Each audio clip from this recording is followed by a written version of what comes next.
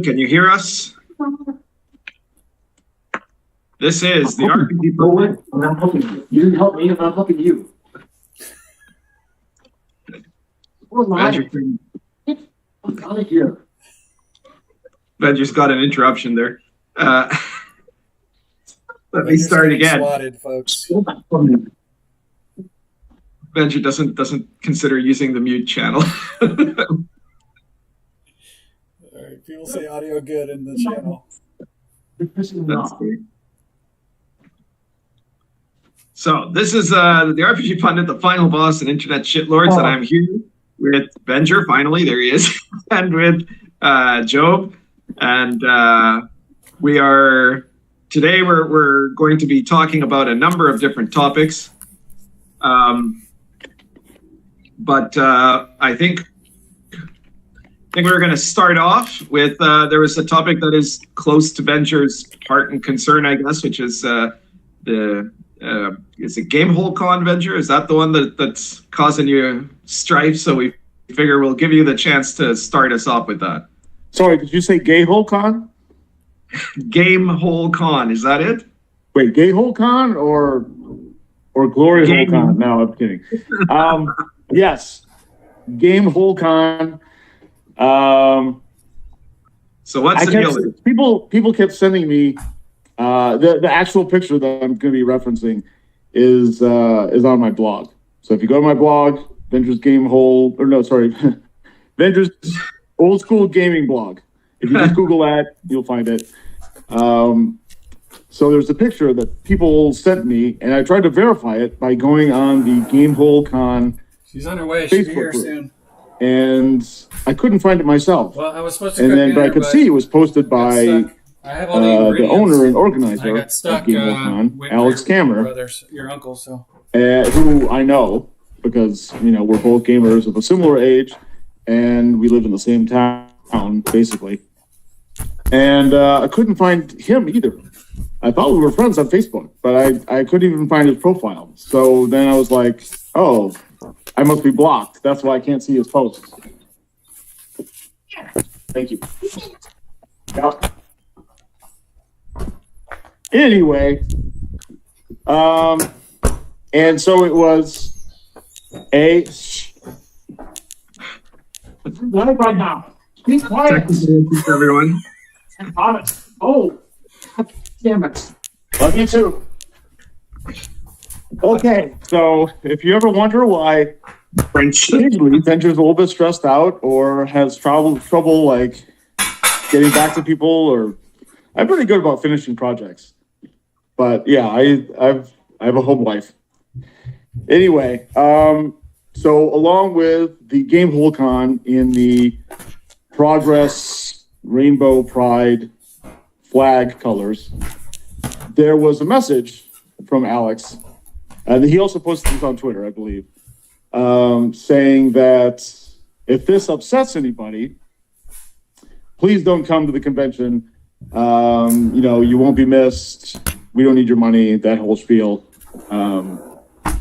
And I was like, yeah, I'm upset. If I'd just seen the logo, I probably would have let that go because it's June, it's Pride Month, whatever. Corporations and everybody comes out of the woodwork to show the colors and support whatever, to placate the liberal establishment, whatever. But the divisive language that he included, I was offended, and I was kind of pissed off about it and saddened because that's just another small kind of indie gaming convention that's gone woke and that's catering to the far left and that's gone political. You can't say that Rainbow Progress flag is not political. I'm sorry. It's not just about being inclusive. It's not just about being okay with everybody's, weird sexual fetishes and orientations and inclinations. It's so much more than that. It's Marxist and it's anti-American, and I'm hearing from a lot of people that it's anti-white. So I spoke up. I'm like, I'm not cool with this. I personally am boycotting Gamehole Con. If anybody else wants to join me, cool. I'm not trying to start a movement or anything. I'm just telling people that that's a bridge too far for me, and I'm done until they, you know, I don't know what they can do. I guess they can apologize and I don't know, take it down or say that we're sorry and that gaming is supposed to be neutral territory, non-political. I would be happy with that. But I don't think they're going to do that. I think they're going to stick to their rainbow pride guns, and I just won't be attending anymore. But at least there's VentureCon, so I got that going for me. First, there was the masks, you know, right after COVID, and I was protesting that, and they finally let up with that and the vaccine mandates.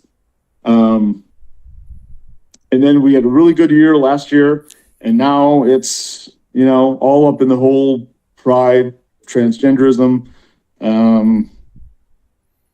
you know, political, the progress pride flags all over the White House, the Biden administration.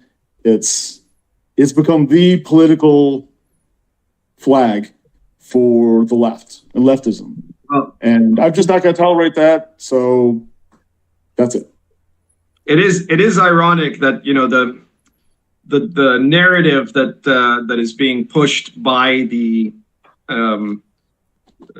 alphabet soup activists is that they're an oppressed minority, right? And yet, like this year, it seems to be that they've just gone way above and beyond anything that was previously being done. Where like everywhere, and in every, you know, in every aspect, every corporation, every TV show, in public, there's flags everywhere, in all across, you know, North America and Europe.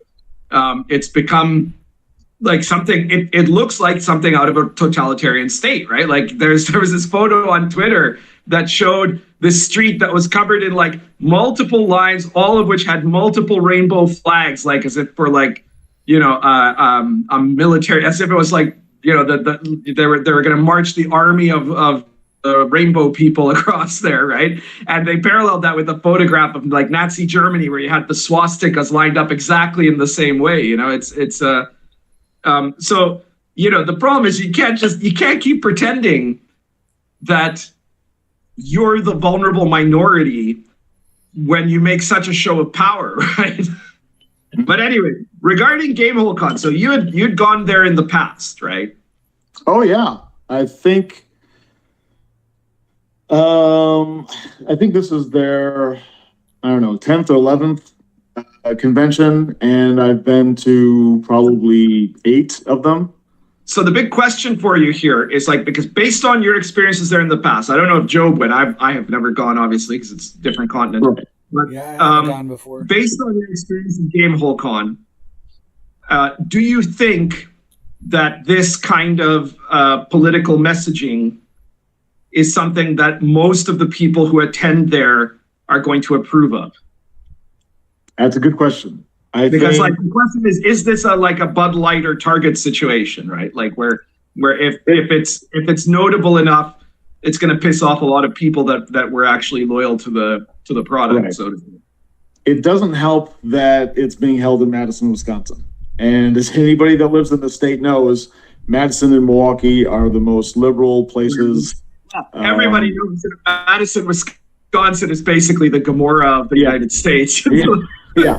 I mean, Wisconsin went for Trump barely in 2016, but since then it's been pretty much blue as fuck. And the gaming industry and the hobby and the community, unfortunately, leans left, even though Gamehole Con is a little bit more old school, not as much as Gary Con. Gary Con is, you know, there's a lot of AD&D going on and BX and things like that. But Gamehole Con is, yeah, it's pretty liberal. I'm going to break it up into thirds. I think a third of the people. By doing this, he's not necessarily going to lose most of his market. What's that?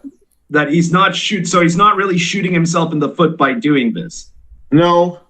He's Yeah, not like- I don't think there's going to be a big backlash. I don't think it's going to be anything like Bud Light or Target. I think he's going to do okay. He's maybe going to shed off maybe 10% of the people that are really.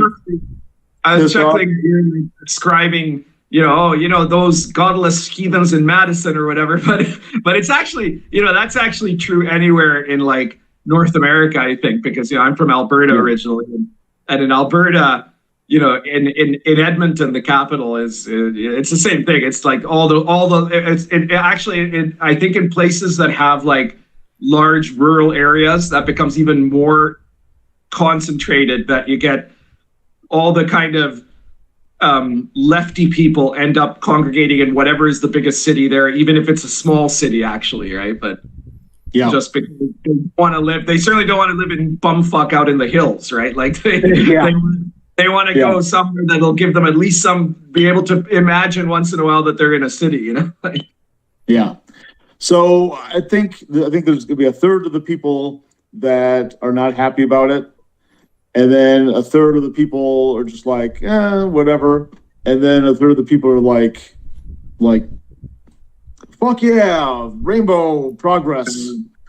But I mean, one thing that won't happen from this is that they'll get more people coming. They just won't, right? Like, because I mean, that's this is always the theory of why, the argument that the left makes of why you should, make big shows of supporting diversity, right? Like I saw in a topic we're about to talk about here in a little bit, which is the blackface Aragorn, right? And the new Lord of the Rings series that WotC is doing for Magic, where they've like race swapped everybody, is that I've seen people on Twitter, leftists on Twitter, say, well, I'm sorry, you might not like this, but the point is that we want to appeal to a larger audience. I'm like, you're not going to appeal to a larger audience, right? Anybody who's anybody who's already into the game or into the genre or whatever it is already in there, right? Like there aren't any groups of transsexuals in Madison, Wisconsin, who are like, oh, I'd really like to game, but I'm not going to go to a convention unless they have 17 flags, at least 17 rainbow flags, and then I'll go, right? Like that's not going to happen. Yeah. So he's still going to lose some. Like there's still going to be some people are going to be pissed off enough not to go. I'm wondering if the people in the chat have anything to say about this, and if any of them were planning to go to Gamehole Con and are now not, or maybe they still are. I don't know. As far as me, it's like, I mean, I'm with you, Ben. I mean, I don't care that he like made a flag about it or whatever. That's. I mean, for the course these days. Many people do. That he made a big point out of it. Of like trying to like virtue signal and say like he's making a stand. How many years late after like this whole trend is starting to die? Like, hey, big talk, Alex, but I mean, I've always wanted to go to Gamehole, but I always kind of thought of it as like, the vanity con for some rich lawyer that lives in Wisconsin. Like, why would I want to go there? So I hadn't gone yet, but this kind of convinced me not to go. So I mean, I guess there's one less customer here. I'd never gone, and now I don't plan to go. And it's just because I don't want to support somebody that kind of has, to me, it seems like he's got like the politics of an anti-action, like punch a Nazi kind of like intolerant person. Which surprises me because I don't get that vibe from him, and the many conversations that he had over the years. Plenty of times, so. Yeah, it hasn't been like that. He seems like a very cool, reasonable fellow. All the interactions I've had with him on email and face to face, we've had lunch once or twice. Mostly talks about gaming. I never got that, radical left vibe from him. I think he's just pandering, and he just wants all the virtual like backpats and attaboys, and he's just trying to pander to his base. Which, a lot of them are, dyed in the wool radical leftists.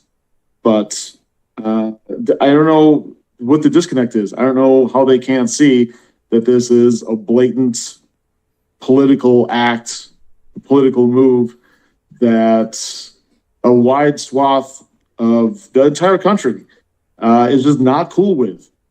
When you dig deeper and you get into the minutia, you get into the drag queens and the grooming and, what is a woman? And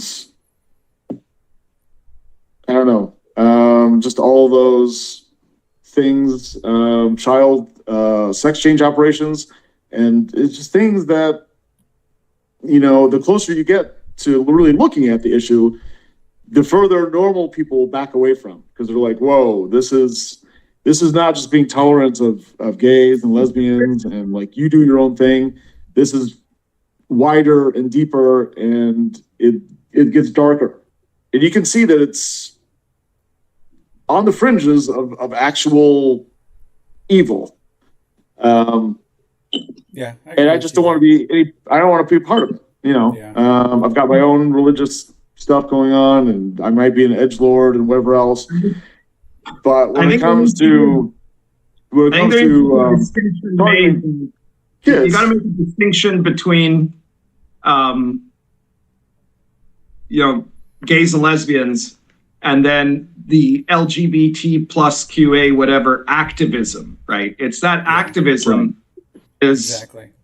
Yeah, I always say I don't have a problem with trans people. I just have a problem with like the trans activists or that ideology. Well, yeah, what they're doing to women's sports, in women's bathrooms. Yeah. I mean, you can't go in California or Canada or New York without men dressing whatever, using the women's bathroom, and filming women getting upset by that and turning it against them. And now the women that are complaining about a dude changing in their bathrooms or changing rooms is now charged with a hate crime.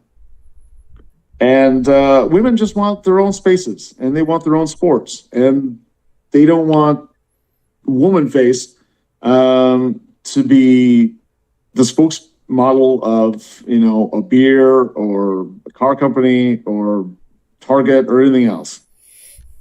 So some comments from the chat here. Judd Goswick says, why appeal to 30% of 100 when you can pedal to 40% of 8%?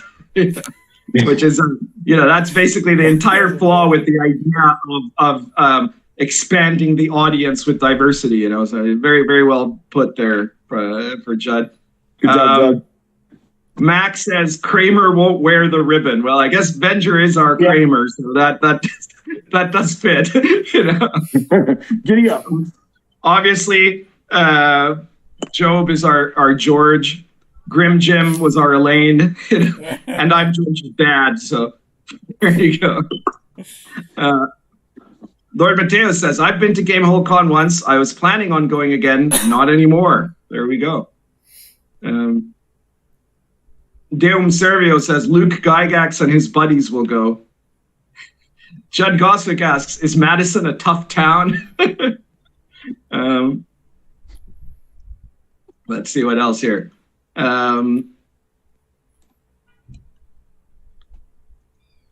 Oops. My thing is froze up here. Okay, here we go.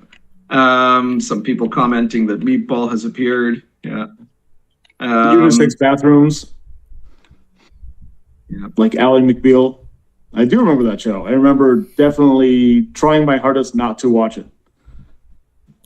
But I remember the buzz about Ally McBeal because it was so ultra liberal, utopia corporate workspace for lawyers. And they had unisex bathrooms and everybody was dancing. And I think that's just what the left thinks that things are going to be like. Like everybody's going to sing Kumbaya and it's going to be a big love-in. And I don't think that's what they really think. I think what they think is they're going to be able to create an environment where they're going to get to do whatever they want, and everybody else will be too terrified to stop them, right? They don't have to work anymore. There'll be like a 20-hour work week, and you'll always have a 3-day weekend.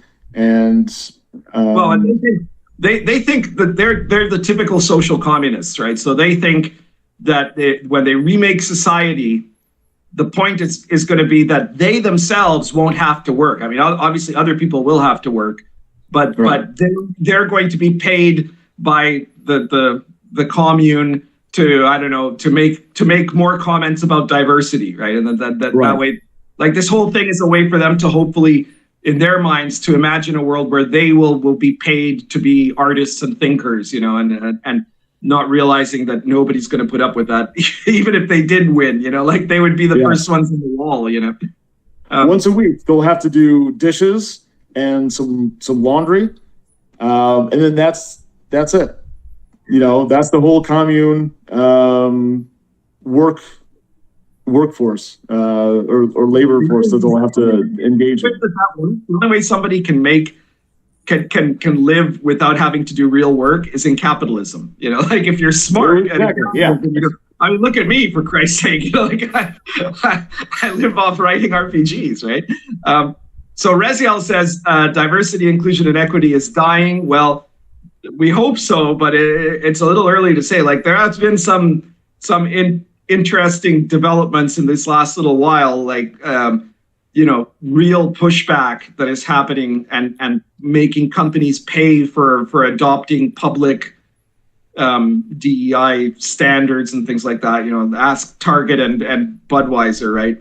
But I think that by itself is not necessarily enough yet. There has to be, I think what has to happen is that we have to adopt some of their tactics to the extreme of saying, you know, like it not just boycotting, but essentially putting massive demands that they then that if a company wants the bleeding to stop, they have to fire people, right? They have to close down their diversity office. They have to remove their trust and safety council. You know, like what happened the other day with the Daily Wire on Twitter. That's how it should end up being, right? That the people that were responsible for trying to censor that video were fired, you know, and we need to have that. We need to make everybody pay for this, you know, because otherwise it's not going to be enough. Just costing them, you know, a few weeks of income, because, you know, eventually boycotts start to lose their ground, you know, like that's not enough. You have to put massive pressure. But anyway, what else have we got here? Adino the S-Knight said the woke destroyed comics and now they think they can do it to TTRPGs. I've got news for you, Adino. They've been trying to do it to TTRPGs since at least 2014. So it's not exactly a new thing here. It's just they haven't been as successful at it because we have a more robust model. You know, we have more resilience against that kind of thing. I think also part of the resilience is that there's no fucking money in it. Well, yeah. That's at least there was some money in comics before they were destroyed. Like someone trying to, I mean, maybe the Wizards is able to like pull some money out of it, but they're already woke, so it doesn't matter. Yeah. Yeah, they're going to be woke no matter what, even if it costs them money, which it obviously will, because I don't know. I foresee them going bankrupt soon. With the switch to like 5E plus or whatever the fuck they're going to call it. Doubling, tripling, quadrupling down on their woke pandering and, you know, social justice virtue signaling, plus trying to transition from face-to-face games to, you know, everything virtual, like a computer game, like an MMO or something like that. I do not think it's going to go over well. I think they're going to lose even more market share. And Hasbro is eventually going to dump Wizards of the Coast. And I don't know who's going to buy it. You know, I had predicted quite early on that in the new edition, they were planning to basically minimize print books and focus almost entirely on the virtual tabletop. And now recent evidence seems to show that that's increasingly likely. You know, like they're definitely going that way. But I mean, that's what they're trying to do. They're trying to get that. They're trying to create a kind of a separate, it's almost a separate hobby at that point, right? If you're playing on a virtual tabletop that's corporate sponsored, it's very different than any other type of RPG game. Chris Miller said, oh, wait a minute. Corey Simmerock says, at least Meatball is a rock of sanity in an ocean of crazy. Well, yes, she is. We still have Meatball. Chris Miller says, Mad Scribe Games has decided to take all of our products out of Target because of their bending the knee to the DEI crap. Did you have products in Target, Chris? I mean, I should kind of know that because you're my publisher. Like, was Sword and Caravan available in Target before? I'm just curious. But I mean, great either way. Even if it's a symbolic statement, I don't know. Maybe they did have products in Target and I just didn't realize it until now. The Ez Knight says, "Hey, the good news is Bizwo have taken their problematic drow out of their game, so that's good." Yeah, you guys heard about that so too, problematic. right? Bizwo took the drow out. Yeah, they did. They just said putting back into Chult. Back in. We all drow all the time.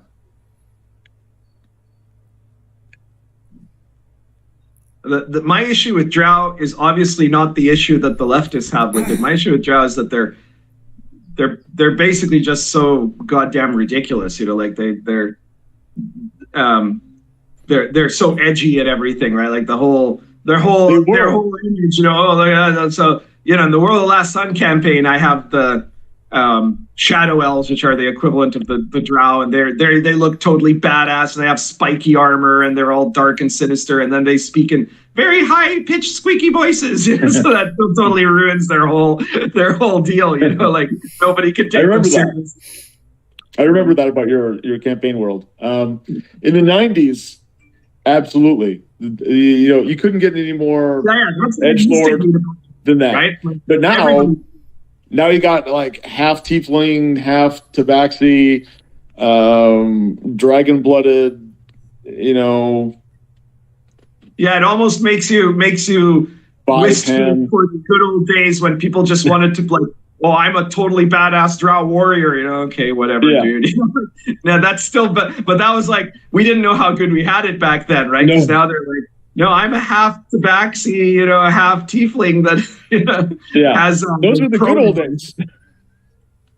Which is weird because when we were in the 90s, we were like, things could get a lot better, I think. Things aren't that great right now.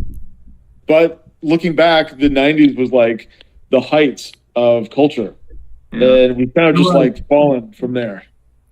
Yeah, well, it was the peak moment of freedom in the Western world, right? Because before that, there was kind of this somewhat repressive establishment, and now after that, there's this extremely repressive establishment, and for just a little while, there was like this moment of peak freedom. But so Chris Miller says, yes, we did. We have products in Target, Walmart, Barnes & Noble, and Amazon. Oh my God, I had no idea. Well, that's nice. So there you go, guys. You can't get Sword and Caravan in Target anymore, but you can still check it out on Walmart, Barnes & Noble, and Amazon. I knew about Amazon. I didn't know about the other ones. So let's see here. What else have we got? Max says drow shouldn't be playable. Yeah, well, originally they weren't, right? And yes, you're right. Raziel says, is there a currently updated list of who in the OSR is too woke and doesn't deserve my money? Well, if you go to the rpgsite.com, there is a pinned thread in the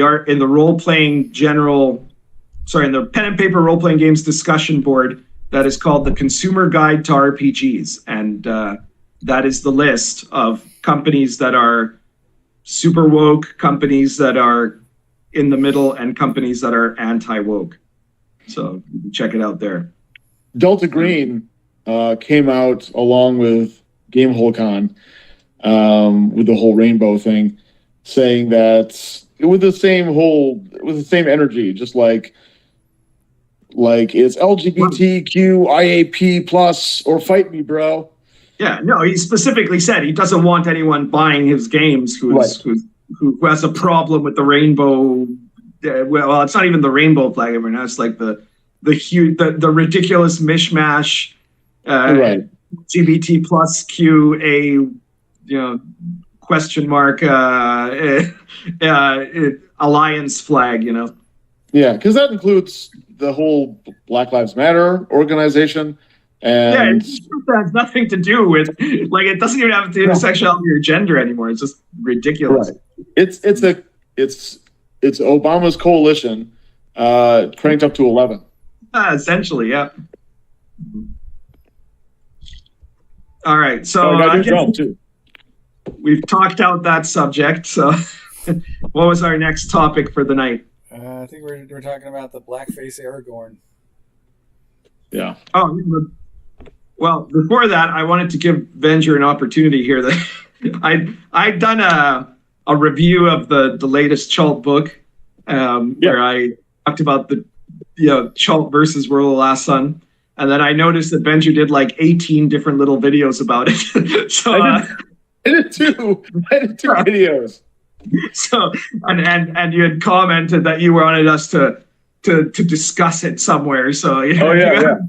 If you still feel you have something to discuss about it, I guess this is the moment where it's the place where we're both on live video. So that's true. I felt, generally speaking, because I know you, I know your review style, I know your bias. I felt like you were mostly fair. I hope I was. There are always things that I'm like, well, I don't think that's really the case. I guess the whole Gonzo thing.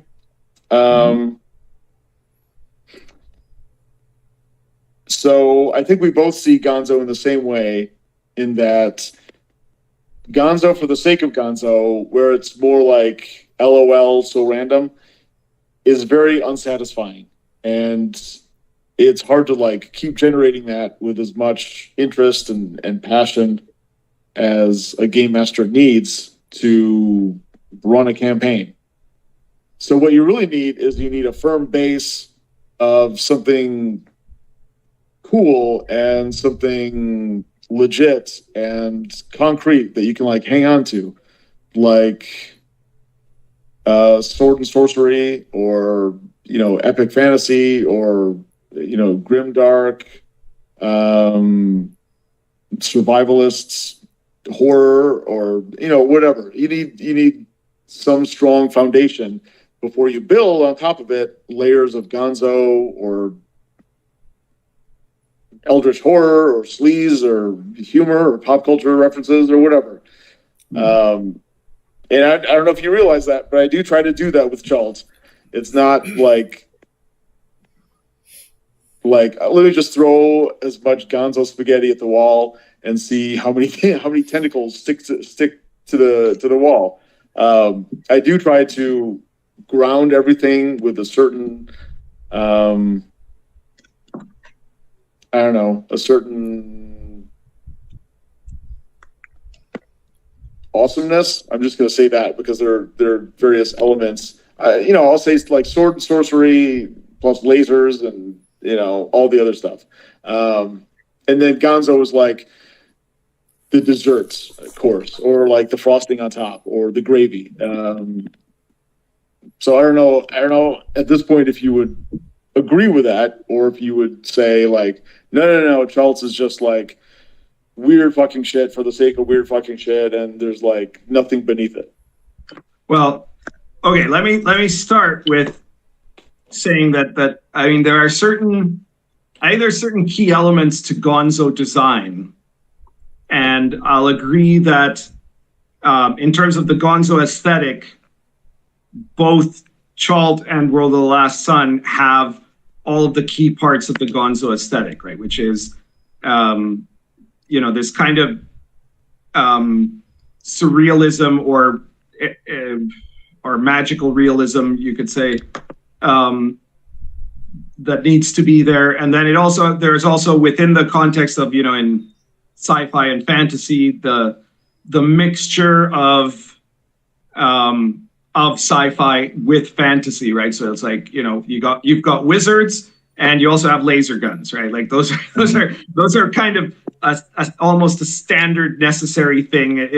You could possibly do something that's Gonzo without literal wizards, but then you have to have like something similar to wizards, whether it's psychics or Jedi or something, and that it's also fundamentally kind of post-apocalyptic. And I think that the post-apocalyptic thing actually goes right to the non-fantasy origins of Gonzo. Like if you read Fear and Loathing in Las Vegas, Fear and Loathing in Las Vegas is on the one hand based on on an actual incident that happened with Hunter S. Thompson when he went to report on a bike race in Las Vegas, right? But if you understand the context of what the novel's real message is about, it is absolutely a post-apocalyptic novel. It's a novel about the collapse of the hippie dream, right? Like that there was this wonderful hippie dream that happened in the 60s, and then it all went horribly wrong.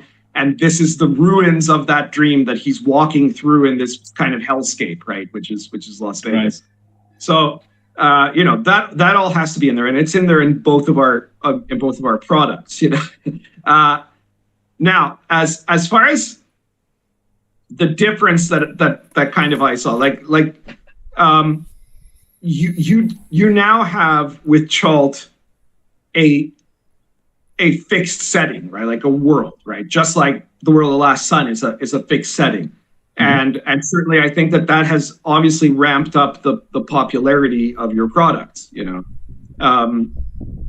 and but at the same time, like, you do also have a lot of stuff that does seem really fucking random, right? Like, I mean, you've got, what's his name, David Pumpkins or whatever, and you've had like Boba Fett and Doctor Who show up there, right? It's like any pop culture reference that comes to mind, you seem to just like throw it in there.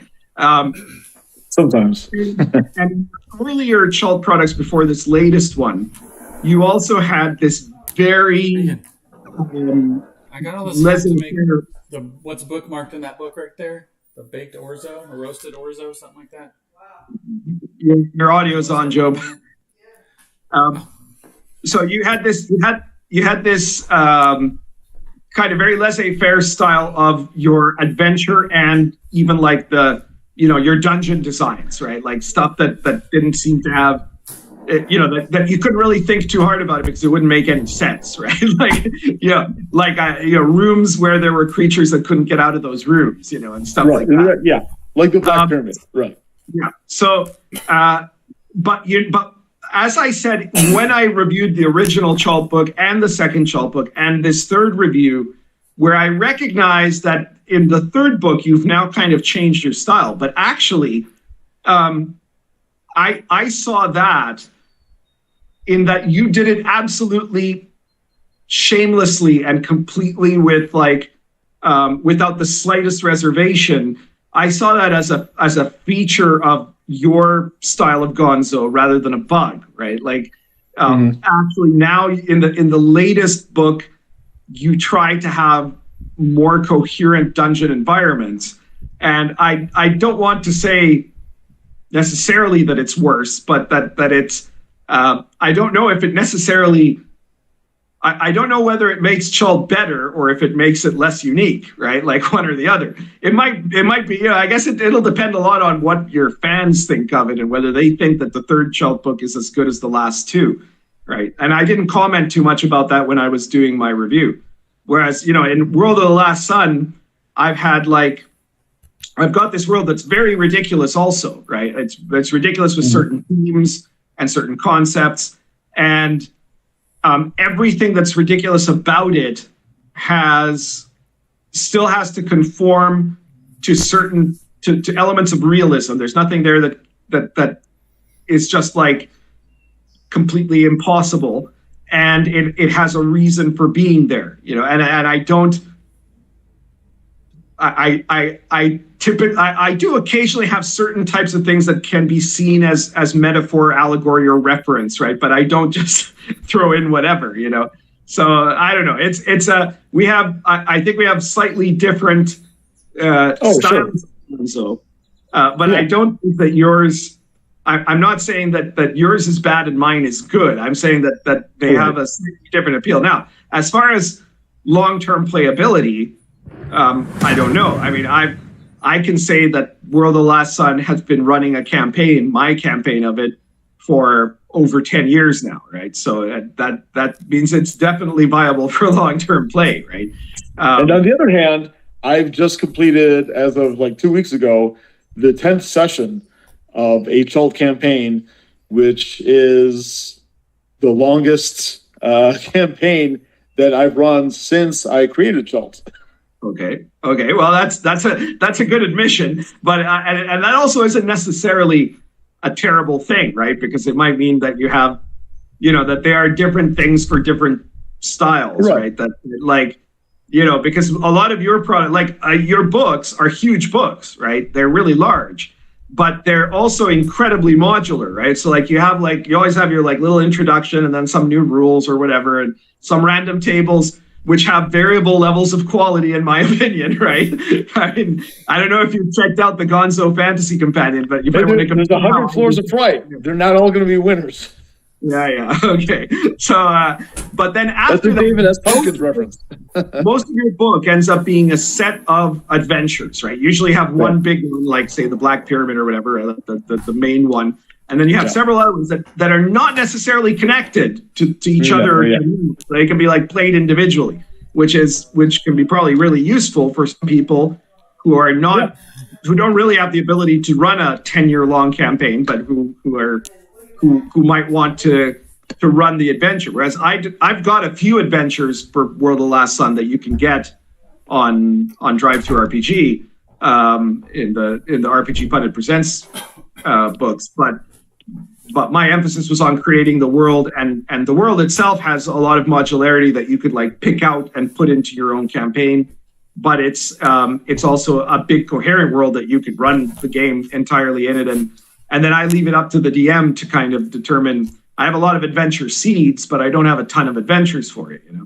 Sure. Oh, hey, there's something I wanted to touch on that my ears pricked up when you mentioned it. I was like, oh, I want to go back to that. When you were talking about Hunter S. Thompson and Fear and Loathing in Las Vegas and the end of the hippie dream, do you feel like now in current year is kind of the era of Gonzo, or does Gonzo have a special meaning or a special prominence at this point in time? Because we're kind of in that phase that Hunter S. Thompson was writing about, back in the, early 70s? Well, that's a good question. I think that what Hunter S. Thompson was describing in terms of one little area, one subculture that had this this disaster and was analyzing the disaster. I mean, now our entire civilization is in a state of disaster, right? So we're in the middle of a kind of civilizational apocalypse here. So and the proof of that, when that happens, is that things get really weird, right? You get a whole bunch of surrealism that starts manifesting in real life. And I mean we saw that before. I've commented on this in the past with the collapse of the Soviet Union, right? That as the Soviet Union was on the verge of collapse, it entered into something that was termed hypernormalization, where people end up having this not just a state of denial, but actually a state where they know that everything that's going on is fake, and the people who are pushing those fake things know it's fake, and everybody is just kind of going along with it anyways, because the alternative is that if you don't keep pretending, if they don't keep lying to you and you don't keep pretending to accept the lie, then you have to realize that everything has fallen to pieces. You know what the alternative is? The alternative is Trump, and so many people, especially on the left, but also a lot of normies, couldn't handle that. They couldn't handle the fact that Trump was the current year's antidote to the absurdity, the surrealism, and the batshit chaos that we're in now. And hopefully a lot of people have woken up to the fact that unless somehow DeSantis pulls a rabbit out of his hat, Trump is the only way out in 2024. Well, I have to say, I've obviously been a fan of Trump's, but I think that Trump and DeSantis and everything anti-woke actually is in fact a reaction to what is going on. It's not Right. That doesn't make it the solution though, because the reality of it is, and the reason that this is that, because if there was something that was a solution, you would see this kind of mass embrace of it, right? The real problem is that for there to be a solution is probably going to require mass upheaval, right? And I mean, I don't want to necessarily say there's going to be a boogaloo, right? But there's likely to be a boogaloo, right? Like that's An electric boogaloo. You can't go. You can't just say, okay, well, now we're just going to all go back to normal and it'll be normal again, right? Like that is Right. going to happen, right? Like what's got to happen before that is that there's going to be there's got to be a massive disruption of the entire status quo, right? And so at best, what you can say is that Trump was an effort to try to make a kind of reform and like make a last ditch effort to hold on to a normality. But it was kind of the problem is that now that the actual core of the establishment of the civilization is realizes that they can't go back to that without losing everything. They're not going to allow that to happen, right? It's like what happened in the Roman Empire. Trump, people, the left like to portray Trump as a would-be dictator, as like Caesar or something, but he wasn't. He was the Gracchus, right? Like he was like the Gracchi in Rome who wanted to reform the republic before it was too late, right? But it already was too late because the entire senatorial class had become so corrupt that if he reformed it, they would lose all their power. So they just murdered Gracchus, right? And then after Gracchus, came Sulla and Marius and these guys that really actually just wanted to take power instead of the optimates, right? And then the republic collapsed. It had to collapse and was replaced by the empire, right? So it's, I'm not totally sure that there's an easy solution there. Like it's let's say if Trump wins again, or if DeSantis wins, it's going to be all out, maybe not like, I'm not talking about shooting or killing here, right? But it's going to be like all out political war, right? Because they know they have to destroy him to hold on to power. He knows, whether he is Trump or DeSantis or whoever, knows that he's going to have to tear down their entire cathedral if there's any chance of succeeding, right? So that's going to be very difficult to come out of that without some incredible upheavals. Anyway, now we've suddenly moved away from talking about Gonzo. So well, Chris that was Miller, a fascinating point that you made there. I really like that. But I do have to interrupt you because it's scrolled off quite a ways back. But Chris Miller gave us a super chat for $10. Thank you very much, Chris. And he says, Black Aragorn.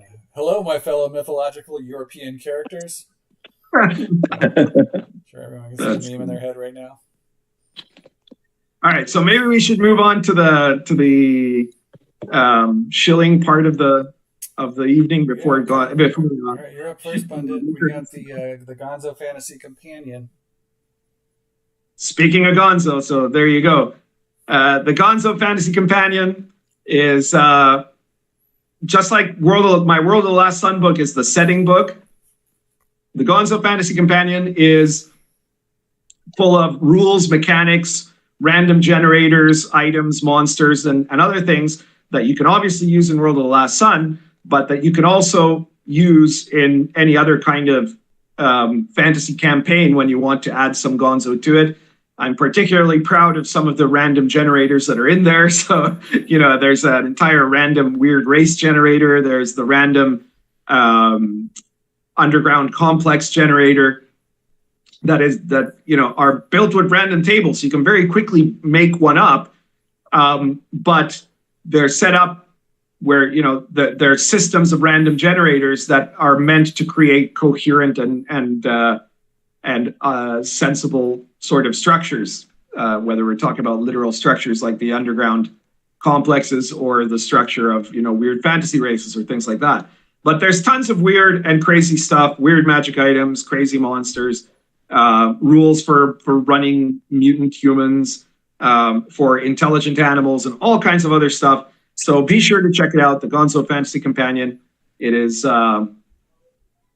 available on Drive-Thru RPG, and it is 232 pages long, and you can get it in hardcover, softcover, or PDF.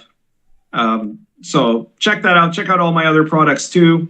The RPG Funded Presents series and Star Adventurer, Invisible College, Lion and Dragon, Cults of Chaos. We'll probably be getting another supplement for Sword and Caravan coming up relatively soon as Mad Scribe can get his stuff through. And I think Mad Scribe magazine number 2 is out, or is about to be out. I'm not sure. And you should check that out too. I contributed another article to it there about like secret languages for your role-playing campaigns. Yeah, I guess that's everything. Check out my channel, subscribe, and just keep sharing the videos. That's it for me. All right, you're up on Avenger. Okay. One of the latest things that I came out with is a new Chult adventure. It's called The Violet Haunted Crypt. And I did something a little different. I tried to motivate a lot of people. I put this blog post up called Project Badass. I tried to get people to bypass Drive-Thru RPG, because obviously that's the 800-pound gorilla in the retail space of role-playing games. So this adventure is free, and you can only find it at the Red Room, Big Geek Emporium, and Giant Slayer Games, like retail shop. If you go to my blog post, not the latest blog post, but the next one,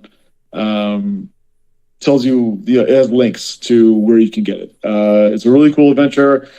I'm getting a little bit better with the AI art generation of Midjourney, so there's some pretty cool artwork displays in that. Is that cover AI? What's that? Is the cover to Violet Haunted Crypt an AI generated image? It is. Looks pretty good. Oh, thank you. Yeah, I've been playing around with it a lot, and been getting some good results. And obviously, the best of those results I try to include. Everything else, hits the cutting room floor. So there's that. So definitely check that out and download that, because it is free.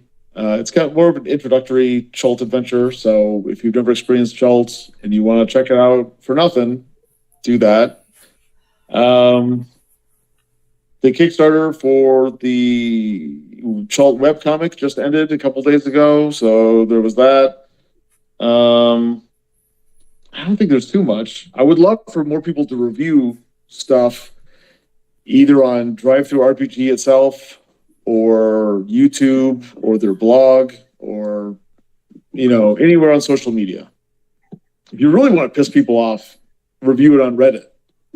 Because I don't know how many more subreddits I could join and then be banned from than I already have, because I'm a moderate conservative, straight white male, and therefore an evil terrorist Nazi who has no right to continue breathing. Reddit is... But yeah, review my stuff.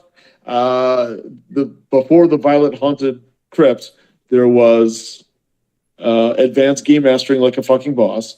So hopefully people have been reading that. Hopefully they're loving it.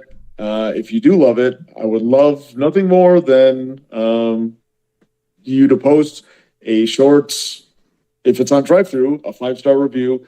Otherwise, if you want to review it, anywhere else, please do, and then let me know so I can read it and most likely pass it along and spread links, things like that. I think that's it. Oh, and then of course VentureCon 2, Electric Boogaloo. That's this coming July 21st to the 23rd. It's an old school OSR traditional RPG convention. It's very, very small. We had about 25 attendees last year. We're looking at about the same number, maybe 30 this year. Weekend badges still available. So you can go to my blog or you can just Google it. The landing platform is on tabletop. I don't know, tabletop conventions or something like that. This is a big platform where a lot of people post the details of their convention. The hotel is still running deals, like discount blocks until I think June 20th. So like exactly 1 month before. So you still have like 2.5 weeks to book a room. I'm going to be running Chalt and a whole bunch of other stuff is going on, like AD&D and BX and Castles and Crusades and probably some DCC and Lamentations of the Flame Princess, all that good stuff. So definitely, grab a ticket, come check it out, game with us.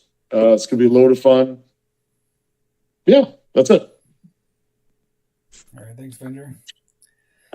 You betcha. And my shill is I'm shilling for a new inappropriate character. So I'm going to be leaving the show. And what? Yep. Damn, Hoss. Yep. Making a little secret here. So I've just got too much going on, and it's been detrimental to the show recently, as people, we've kind of had a weird schedule recently, which I apologize for. But unfortunately, I'm going to step back from the show. And so we're looking for a new inappropriate character. So if there's anyone out there that's got the tech chops. That's right, because we're not looking just for anybody. We're looking for someone, first and foremost, who can actually run the live stream, right? Because me and Venger have no ability to do so. None whatsoever. Yeah. I can barely do what I'm doing now. So that's the first priority. The second priority is that you have some kind of recognition inside of the specifically in the OSR mostly, but so if you publish some books or if you've got a YouTube channel or whatever, but if we know who you are, you're probably eligible, So if you think you can handle running a live stream that is at least not less reliable than what Job did or what Grimjit did before him. We've never guys. I'm serious. Tech person here. So if you can run something at that level or better, you could possibly be the next inappropriate character. Yeah. Get in touch with us if you're interested. Send me a DM on Twitter or write to me at the RPG site or whatever, or get in touch with Venger or Job, and then we will see. Speaking of which, great show, everybody. Don't worry, I'll be in the chat room after that. So. Okay. I do got to go, but right. Thanks. So long. And yes, we love you guys. And thanks for supporting us and watching our show and commenting and sharing our videos and all that. Not only this, but all of our other stuff. So thanks for sticking with us. And hope everybody has a great month of June. That's it. Bye. Venger, take care. Give your kid back her nightlight. You want the nightlight to stay? Or do you just gonna put it on Anton? That's fine. Okay, you can put it on Anton, or you want it to stay? What? No. Are you gonna put on Anton LaVey? Well, I'd rather you leave on your video if you could, because that makes it easier. Oh yeah, I can do that. Oh, okay. Sorry. All right, so from the chat, we've got Kobanizer says, I just ordered the Gonzo Fantasy Companion. Random generators are useful for a solo player like me. All right, well, thank you for ordering it. A lot of people reacting with shock at Job announcing he's leaving. I was a bit surprised too. Not as surprised as Venger, who only found out right now because we decided to keep it from him. Right for bed, right before bed. Poor Avenger. Yeah. So yeah, we will miss you, Job. You've been a very good inappropriate character and a very good.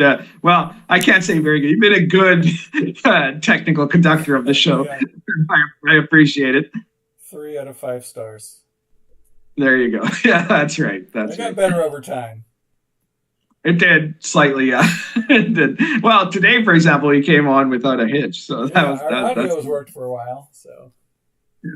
Mostly. So there you go. If any of you guys want to, it's about we do one show every 4 weeks on a Sunday. So if that works for you, and if you've got the chops, and if you want to, obviously we want someone who's also going to be able to do a good job of commenting and presenting and whatever else, because it is a talking part, right? We're not looking for someone to do it just behind the scenes or something, Yeah. So yeah. Yeah, it is a little hard to try to juggle doing all the stuff and trying to talk at the same time, but yeah, well, you and Venger, it's hard. You guys never shut up anyway, so that's right, especially me. All right, so our next topic for the evening was, it's very rare for me to talk about Magic the Gathering because I was never a fan. I don't really play, but here we are. So we're talking about this new set that's a Lord of the Rings set for Magic. As far as I understand it, correct me if I'm wrong, because again, I don't know anything about Magic the Gathering, but it's apparently a Lord of the Rings set for Magic the Gathering. And this image that is now on the screen, I believe, came out of Aragorn. And as you can see, they have presented Aragorn as a black guy. And it caused quite a lot of controversy by itself, right? Now, this is, obviously patently ridiculous woke nonsense. But this isn't all of the story, right? Because now, in fact, in case anyone has missed this detail, it's not just Aragorn, right? Like they've shown a couple of pictures of black Aragorn in this one with the sword and the other one of like his wedding or something. But there are a large number of characters that have been just not randomly actually. There's a pattern to it, but that have been race swapped, right? So there is size and. I think it's starting up again. The button went from. I got an error about encoding or something, and the streaming button went to stop. So I put it back to start. I think maybe it's back. Okay, well, I think it's up. It says excellent connection again. Back now. It looks like we're back. Okay. All right. Jesus. Okay. So guys, I'm sorry we had a technical issue there. I don't know where I left off, but just to repeat again, it's not just Aragorn, right? It's a whole bunch of the characters have been race swapped, basically, so that most notoriously, Gandalf is now Chinese and or Asian in some way, and Eowyn is not just black, but also apparently some kind of intersex or something. Well, she has a mustache, right? So they've decided to go like absolute full woke on this set, and there's been a notable reaction and backlash from the people that have seen this on Twitter at least, and I'm guessing in a lot of other places. So this is quite ridiculous, obviously. And there are a few things that have struck me about it. And I mean, the first is, and of course, this isn't the first time this has happened. This kind of race swapping. You can talk about kind of the hypocrisy of it, right? But if you had, let's say that you were doing a Magic the Gathering set of Outlaws of the Water Margin, which is a classic adventure fantasy story of medieval China, and you took the characters from there, and they were all like blonde-haired, light Caucasians, right, or something like that. There would be absolute outrage. How dare you whitewash these ethnically Asian characters, right? But that doesn't happen here. And on the contrary, there's been, the woke people have obviously come out and say, oh, how dare, you're okay with like this fantasy story of wizards and monsters, but a black man is too far. No, that's not what the issue is. The issue is that this is an intentional hijacking, an intentional attempt at sabotaging a story for your own purposes, right? But besides that, it's also ridiculously shallow, right? Like literally in the case of Aragorn, they just took a white character and painted it black. So like this sort of thing, this kind of race swapping of characters is literal blackface.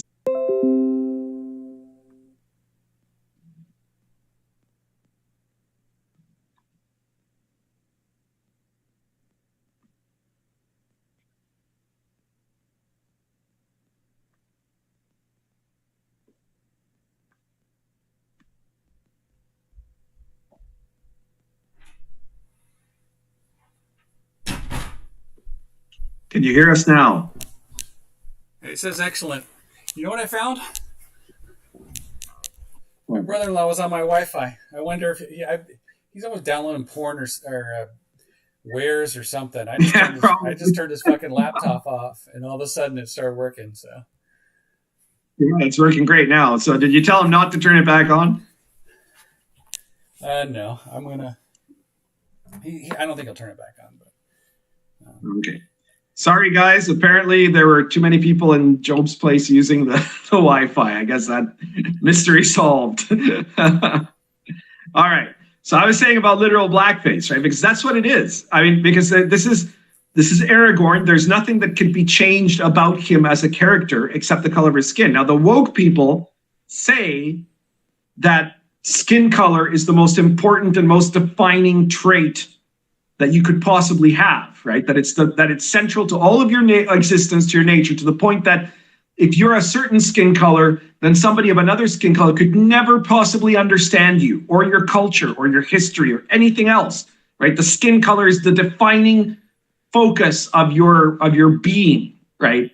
But in this case, what they're saying is, no, we just slapped on some black paint on the skin, and now he's a black man. He's still Aragorn. Nothing has changed, but he's black now, right? Which is completely contrary to the entire assumptions of their cult ideology, right? So we know that means that they're doing it because not because they believe that this is something useful in the sense of helping black people or something. They're doing it specifically to attack the people that already like Lord of the Rings, and they know that it is the most shallow of behavior. It is literal blackface. And I think that is something that has to be emphasized over and over again whenever they do something like this, that this is blackface, because it's something that has to be, it has to be fought in a way that exposes the shallowness of what they're doing. But it gets bigger than that, I think, to me, because you also kind of have to look at what they've chosen to do. We've got a super chat here. So Mac has donated $5. Thank you very much. And he says it shows ingratitude for the original work. Well, yeah, not just ingratitude. It's part of the same thing that we've seen them doing to traditional literature, let's say, or to traditional media stories, to the popular entertainment all across, our society, which is that they want to subvert and or destroy it, right? They want to undermine it intentionally to make it into something that the normal people who like it will no longer like it. And then they can claim, oh, see, you don't like it anymore because now Aragorn is black, right? Well, first of all, he's not black. He's just wearing blackface.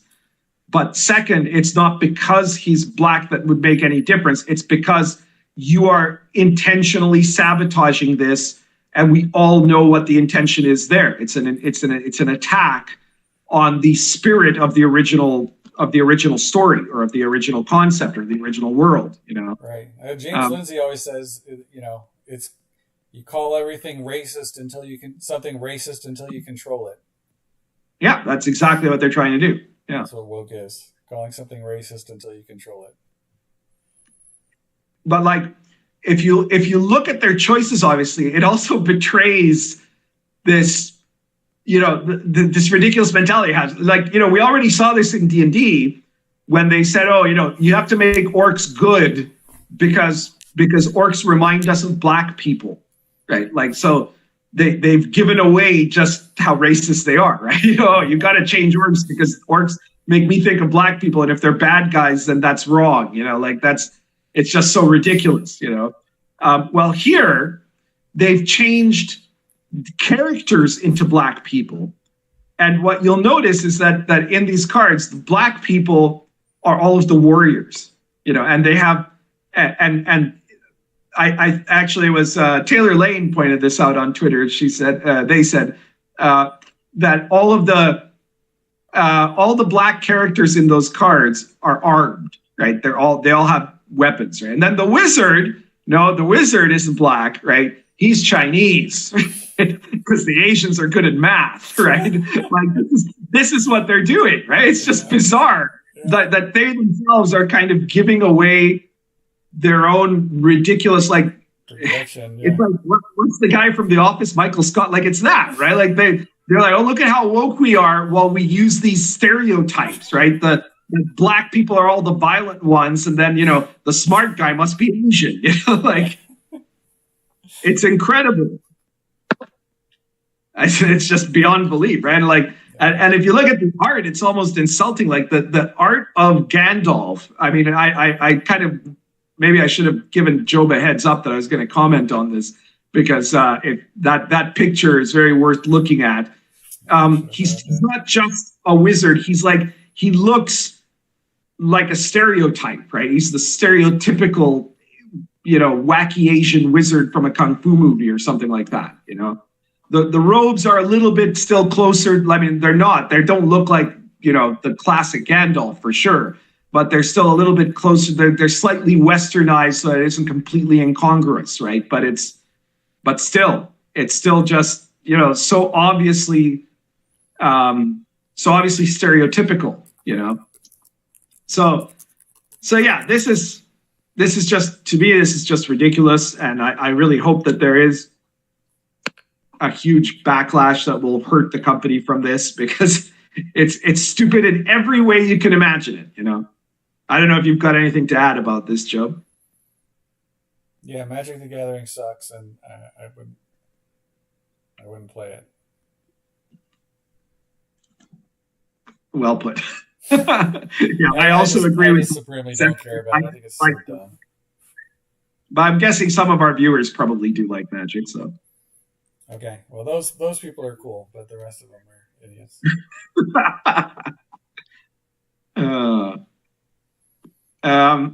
Jack TH71 says, the woke lot want to tear apart the underpinnings of the Lord of the Rings mythology and attack the fan base of the literature. Well, yeah, because, the Lord of the Rings is modern Western myth, right? And so that makes it evil by their definition. So they want to subvert it, undoubtedly. Corey Simrock says, evil cannot create, it can only destroy. I think the full quote is only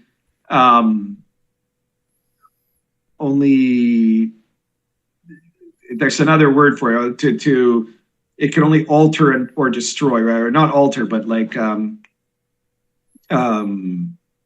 corrupt or destroy, I think and that's obviously quoting Tolkien there, which has been something that has been showing up a lot in response to these cards, because it's true. I mean, like the reason that wokeists so often resort to black-facing white characters, which is like the laziest, cheapest thing you could possibly do, is because they can't make characters themselves, right? So like the answer to, there aren't enough black characters in fantasy. Well, that's first of all, there are a lot of black characters in fantasy, maybe a little less than in some other genres like science fiction or superheroes, but there still are, and there can always be more, right? Like there could be tons of them, and you could make, you know, you can have high quality characters that are black, but they know that they can't do that. They don't have the mental capacity. They don't have the moral capacity. They don't have the creative capacity to create those kinds of characters. So instead, what they'll do is they'll just take Superman and paint him black, right? And there you go, right? And they say problem solved. So this is literally a proof of Tolkien's argument, you know, that evil can't create. Chris Miller says, the left finds something we love, they infiltrate the companies or organizations that control the thing, and then they ruin it from the inside. Whether we hate it or boycott or give in, they've won. Well, yes, they've won to a certain degree, but you know, what you have to do then is destroy the organizations that they've subverted, and then rebuild and build something that is more resilient to infection from the woke virus.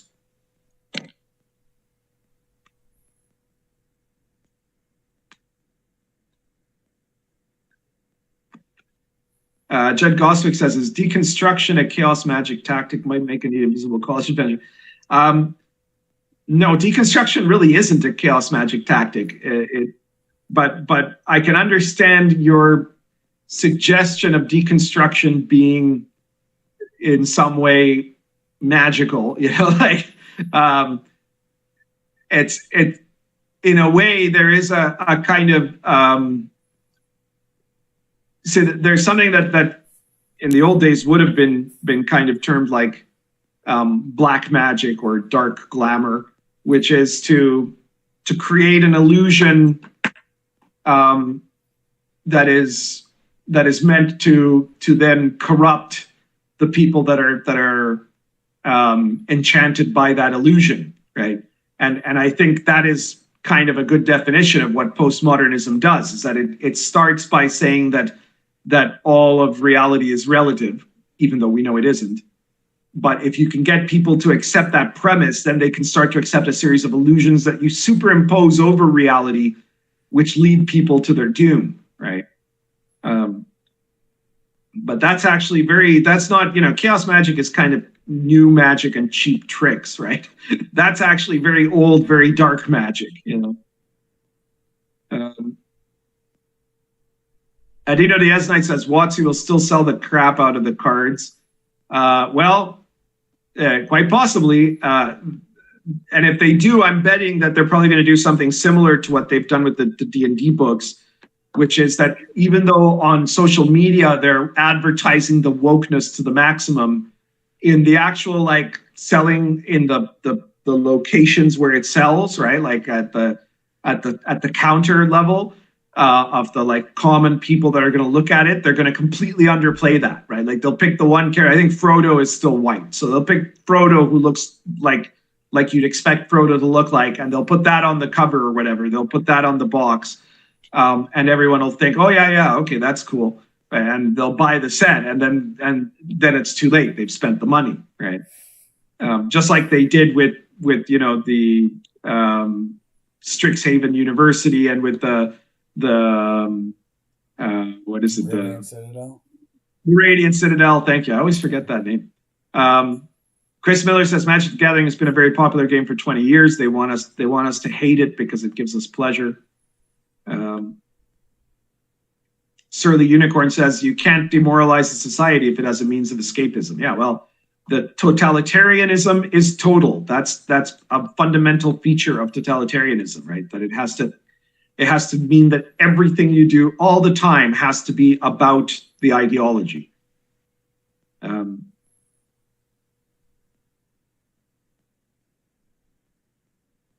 Zero Homer says they don't know that there are cultures to borrow badass warlords and queens and stuff. Yeah, but the problem is woke people themselves, right? Like you look at, let's say, for example, Wizards of the Coast, right? The Wizards of the Coast staff are all wokeists at this point, right? So if you told them, look, here is a compendium of Indian myth, right? And you can take all of this stuff, and none of them are white, right? Nobody there is white. And you can go and you can make these characters, you can make this world, right? They wouldn't end up producing Arrows of Indra, right? They'd end up producing garbage because they can't, because something is wrong in their minds, in their souls, that doesn't allow them to actually produce anything effective, because they've been so affected by that postmodern black magic that they are no longer capable of engaging in the powerful level of myth, of the powerful level of symbolism that myth requires in order to create something, to create either a world or a story that is of any worth, right? Like their stories are, I'm a powerful black lesbian woman.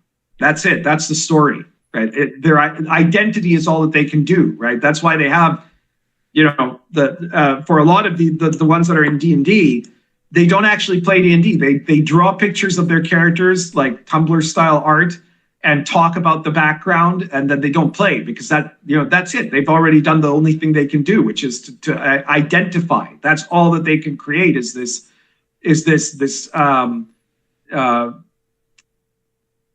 semantic narrative, right? They can create a semantic narrative. They can't make a story, and they definitely can't create a myth, and they can't build a world. So they wouldn't have the talent to do it. Sorry, Joe?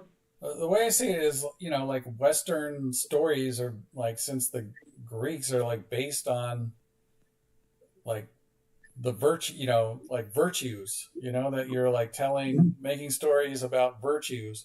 But what they're doing is they're swapping virtue for identity, but there's nothing to identify with unless you identify with that particular identity. Like there's nothing to build like a universal. The breakdown of the symbol, like you can't. There's no symbol that like people can see themselves in this stuff. It's all about identities and just. And even their identities are just missed, right? Like they have no substance to them, right? Like they have 82 genders, but none of those actually mean anything, because the only way you can define any of them is, well, you are that gender if you feel like you're that gender. That's it, right? So there's no basis there, right? A lot of these characters act like villains. It's just a series of stereotypes, right? Like that's why they can say stuff like, well, expecting people to come to work on time is white supremacy, right? Because a black person couldn't possibly do it, because that's not, so it's just, it's actually a reveling in a stereotypical image. The same thing with even if it's a standard sort of transgender male to female, female to male, how is that defined? Well, usually because the person will do a kind of pantomime of what older school feminists would have thought of as the limiting stereotype of the gender, right? So like you have the guy, the transgender person who did the Bud Light ads, Dylan Mulvaney or whatever, right? Who puts on this clown show of exaggerated femininity, right? Which is different than, there are obviously lots of people who are transgender that don't do that, because they're not because they actually have a kind of a disorder, and so they'll try to have a semblance of normality, but the ones that are the activists never do. They always want to look intentionally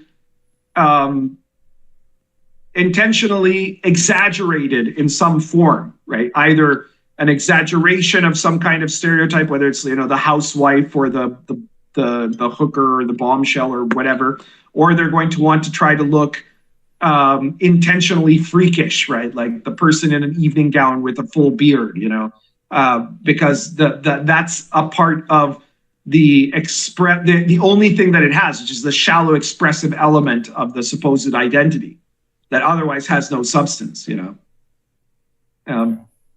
So this is where you have the real problem that is fundamental. The fundamental real issue behind all of the wokeism is that it is a place where incredibly mediocre people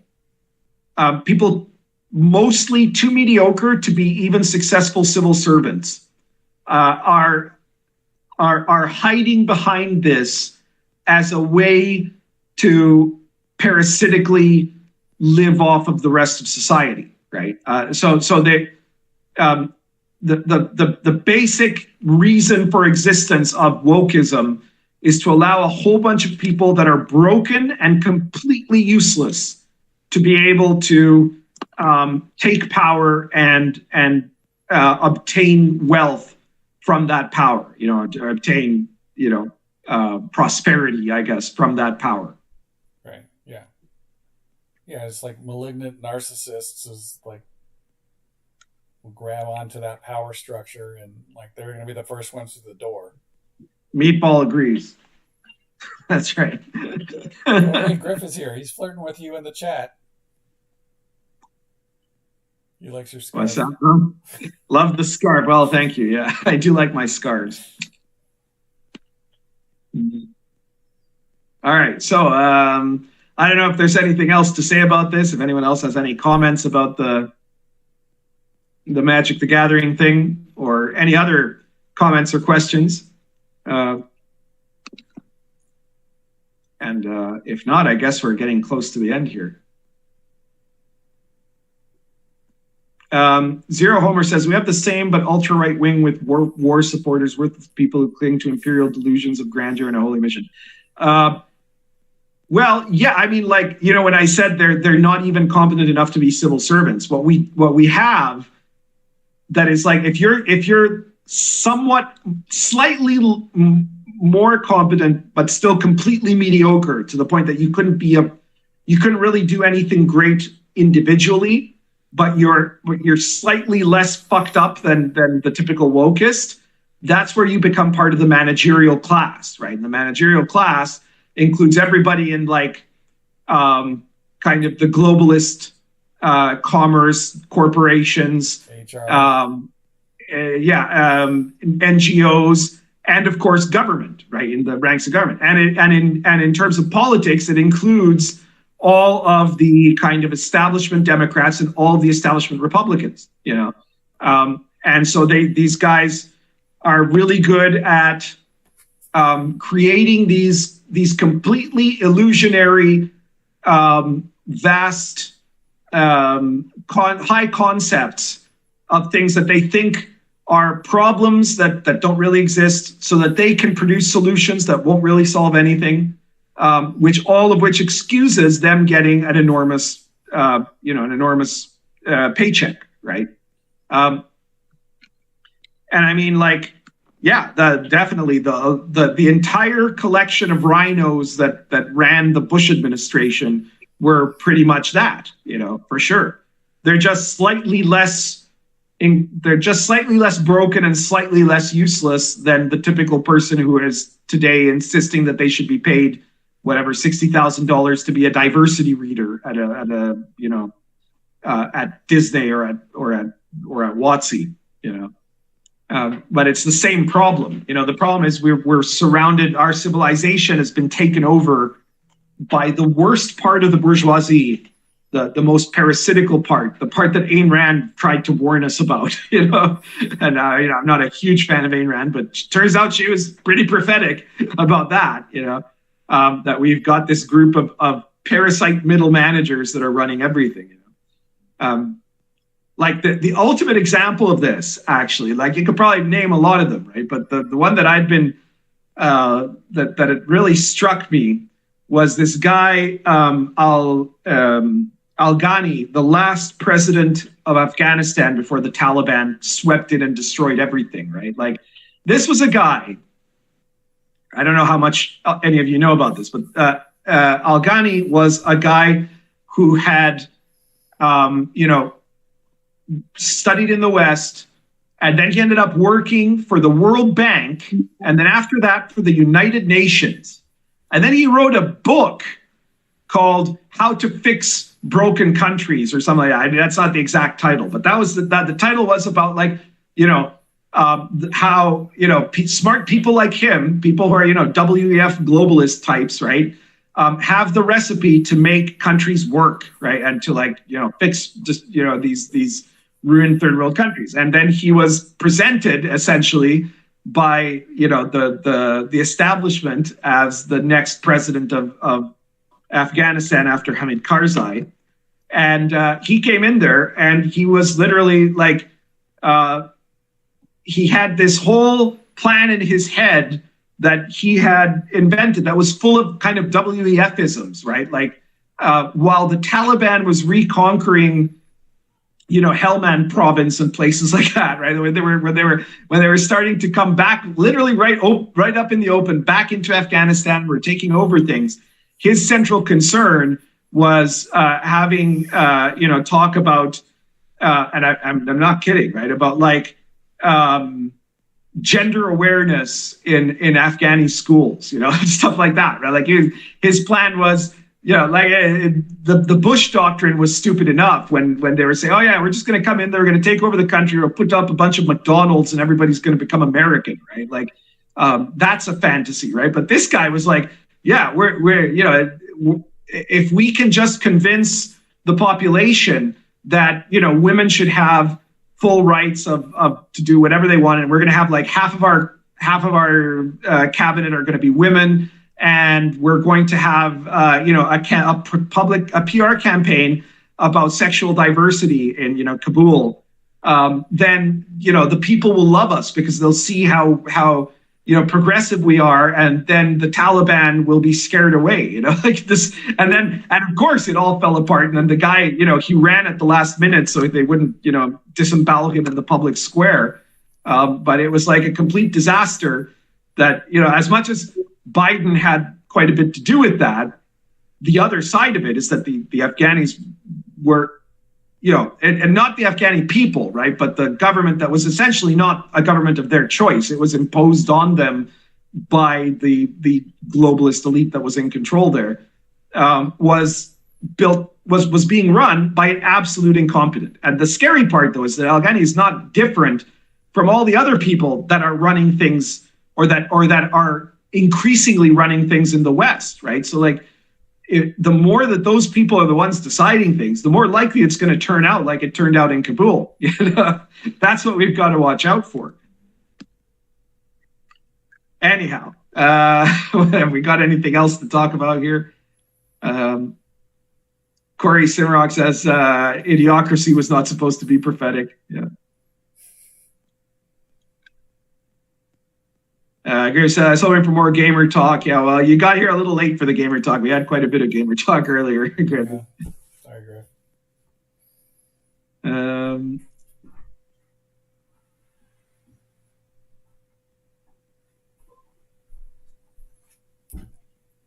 Zero Homer says, a lot of Afghani are way more modern than the Taliban's and Irani versus their regime.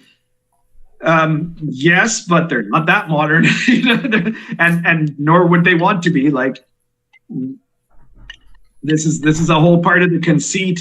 The conceit of the globalists who run things now is that the West isn't special because actually the whole world thinks like that, and it's just that the West is more powerful, which is not true, right? The reality is that everything about that statement is wrong, right? The rest of the world does not think like the West. That makes the West unique. And the Western ideas cannot simply just be, thrust anywhere else and have them flourish instantly, because it required an entire process for those ideas to develop. And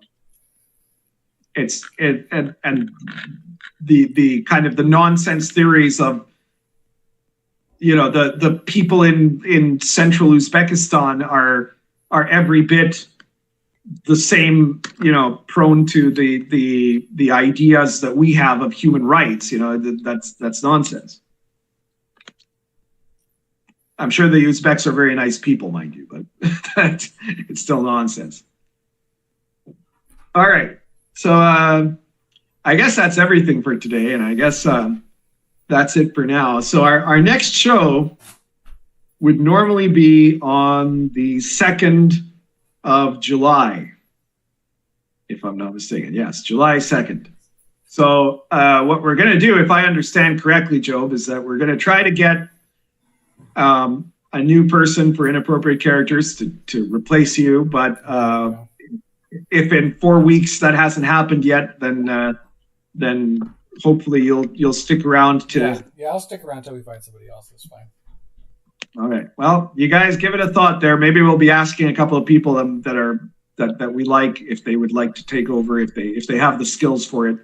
I don't know who has or doesn't have the skills for this sort of stuff, but if you do have the skills and you'd be interested in being one of the cast of inappropriate characters, this is a rare opportunity. It only happens every few years so far. Yeah. There have only been 4 of us so far, and 3 of us are still there right now. Yeah, and, so I'll help you if you want to use the same assets. I mean, obviously, if it's your show, you can change everything up if you want, but I'll give you all the assets so you can just get up and run with what we have already, and then work on designing your own thing after that. Yeah, or you can use StreamYard or whatever you want to use, right? Like whatever works. But the important thing is just for the show to go on, Right, of course. That's the thing. All right. So thank you to everybody who is watching today. And we are going to see you again in 4 weeks, I hope. Definitely. All right. We'll see you guys. I guess that's it. All right. Take care, everyone. See ya. It's almost done.